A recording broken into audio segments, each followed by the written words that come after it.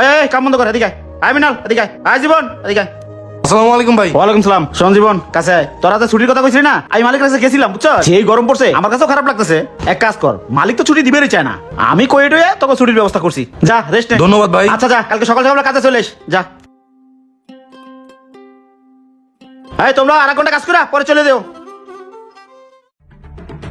না, এইভাবে তো আর কাজ করা যায় না। আয় মিনাল, সব বন্ধ কর। আয় বন্ধ কর। মালিকের লোক আজকে বোঝাপড়া আছে। আয়, মালিক আজকে আইতেছে। আয় সব আয়। আয় সব চালু আয়।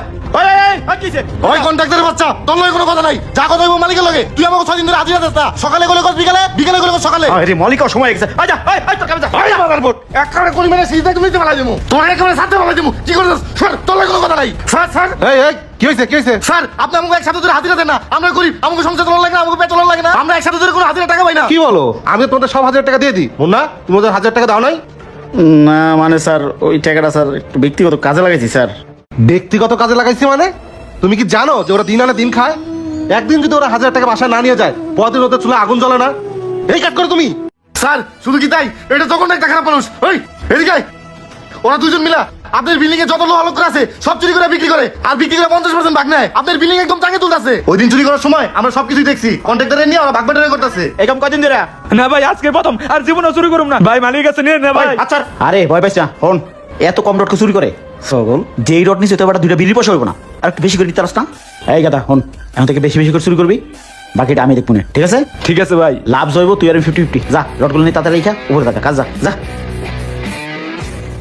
এতদিন বয় কিছু করে নাই, আবার কথা কথা গায়ে হাত তুলে। আমরা গরিব মানুষ, আমরা কি বিচার পাবো না? আমরা কার কাছে ঘুমুন?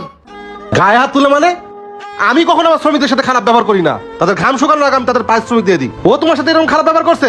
আচ্ছা, তুমি সামনে আসো।